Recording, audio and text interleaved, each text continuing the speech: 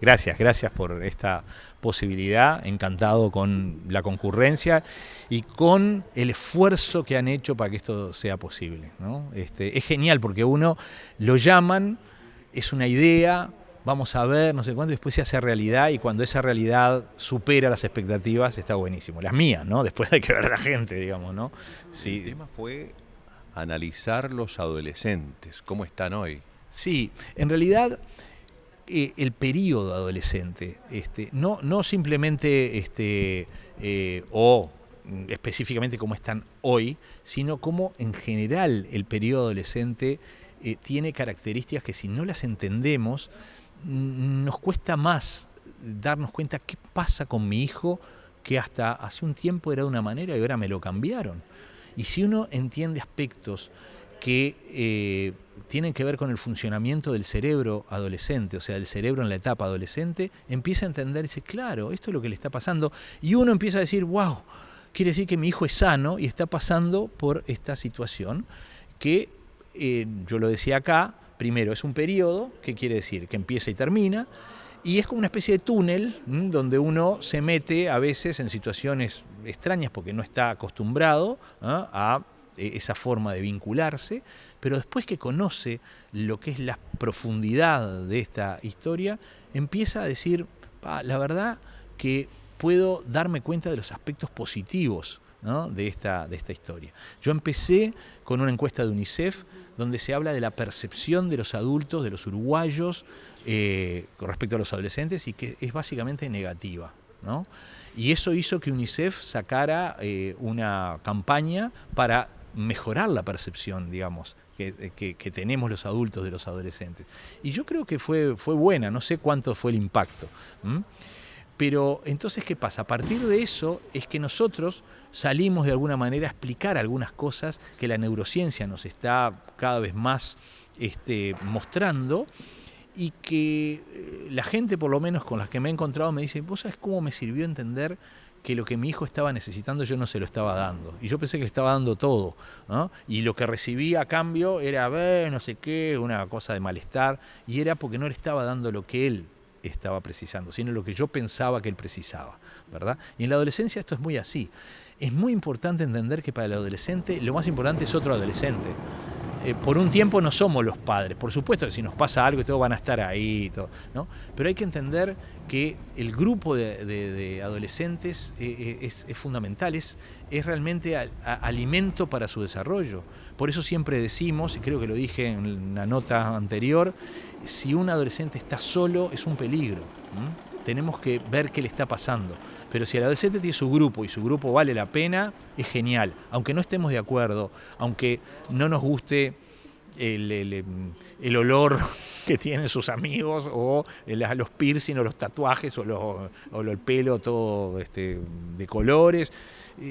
Si nos fijamos adentro, realmente, si tenemos suerte, nuestros adolescentes saben elegir a sus amigos. Ojalá les pase, ¿no?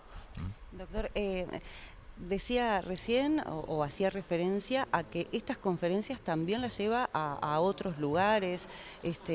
Bueno, ¿cómo es esto? ¿En qué lugares lo han convocado también para poder trabajar sobre estos temas? Claro, mira, yo desde el año 1999 he recorrido 3 veces el país haciendo actividades de psicoeducación en distintos aspectos, no necesariamente en adolescencia, ¿no? Es enseñarle fundamentalmente a las maestras y a los profesores cómo funciona el cerebro que ellos están moldeando todos los días, para bien o para mal. El programa que he desarrollado junto con otros queridos colegas se llama El docente como agente de salud mental. Nosotros tenemos que entender que los docentes son socios fundamentales, porque son las personas que fuera de lo familiar tienen mayor probabilidad de impactar en el desarrollo emocional de las personas que están con ellos, que son niños y adolescentes. ¿Por qué? Porque en la niñez y en la adolescencia también, cada vez menos, el cerebro es como de plasticina, y vos lo podés moldear para bien o para mal. Entonces, si vos le das herramientas importantes a los docentes, lográs que sean los mejores agentes de salud mental que puedan. Por ejemplo, cuando vos sos padre o madre, o haces bien o haces mal. O sea, el cerebro de tu hijo puede ser afectado, ¿no? O puede ser bendecido. ¿Ah? No tenés opción.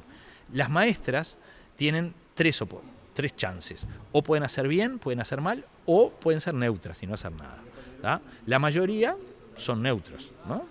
Pero las personas que impactan en el desarrollo emocional de otro puede hacerlo para bien, pero también para mal. Entonces, ¿de qué se tratan los cursos que hacemos? Se trata de que las personas neutras pasen a ser los mejores agentes de salud mental que podamos, y las personas negativas por lo menos pasen a ser neutras, que no hagan daño. ¿Ah? Y eso, en este recorrido del país y de varios países de Latinoamérica, hemos pasado ya los 13.000 docentes que han tomado estos cursos, y nosotros ahora lo estamos haciendo en estos momentos para docentes de Tacuarembó. ¿No? Lo hacemos por Zoom, ¿no? O sea, por plataforma. Y el año pasado lo hicimos con docentes de Fray Bentos, ¿no? Tenemos el apoyo en estos momentos de la Fundación UPM, que nos ha apoyado en ese sentido. ¿Docentes de educación pública? De educación, sí, de educación pública. Esto es público y privado, ¿no? Pero estos son docentes que en estos momentos son 90 los que están siendo entrenados con un curso de 24 horas, y que las evaluaciones que tenemos son bárbaras, la verdad, que te voy a decir que son horribles, pero en realidad me tienen que creer.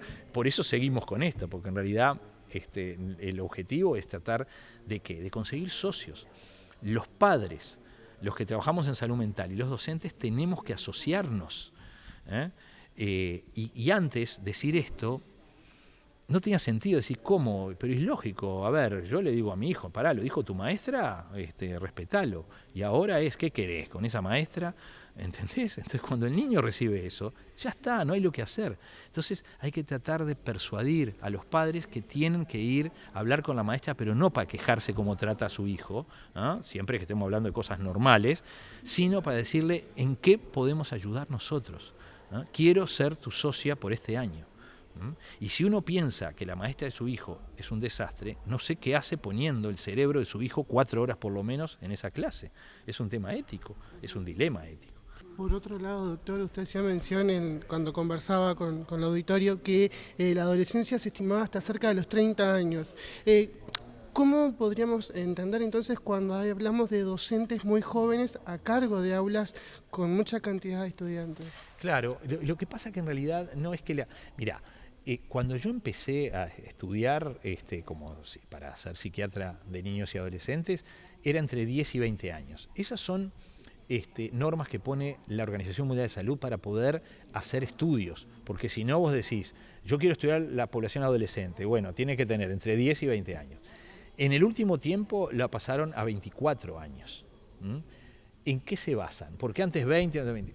Porque antes se basaba en comportamientos determinados y ahora se basan en aspectos de la neurociencia. Se vio que el sistema prefrontal, que es el que nos permite, cuando está maduro y que tarda más o menos 24 años en madurar totalmente, es el que nos permite reflexionar, usar el lenguaje para dilucidar determinados temas, para enfrentar determinadas situaciones, y no la patada, ni la piedra, ni la quema de cosas, digamos. Bueno, ese sistema es el que te hace ser adulto. Vos sos adulto cuando podés educar, digamos, a otro. Ahora, ¿cómo definimos nosotros cuando se termina la adolescencia? Es algo particular de cada uno. La adolescencia se termina cuando tu hijo se va de tu casa, pero no se va porque le alquilaste un apartamento y te viene a traer la ropa sucia y vos le haces de comer y cuando se va a hacer su vida.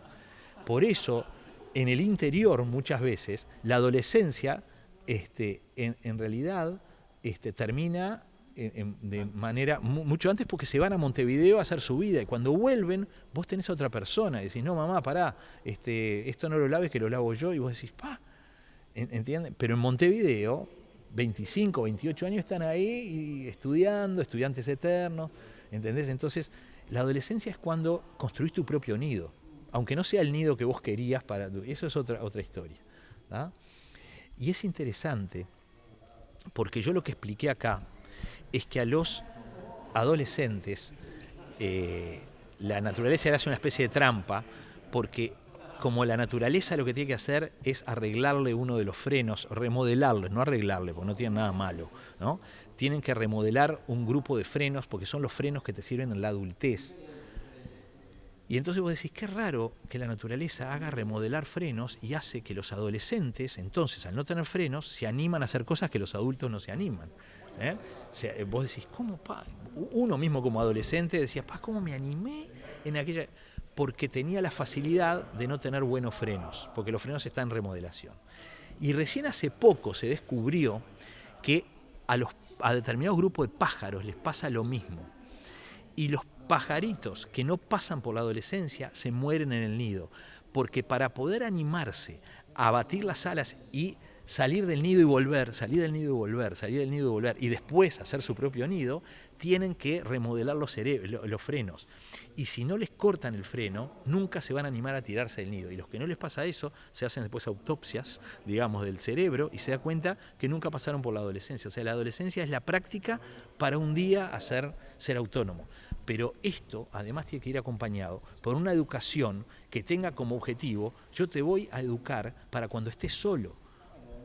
Por eso no hay que hacer regularmente por los chiquilines lo que ellos pueden hacer solos, porque la sobreprotección te destroza una parte del psiquismo, te hace transformar en una persona que depende de otros o en un gran tirano, ¿verdad? Y con suerte una persona que no tiene mayor problema. Pero eso es un 33% nomás de la situación.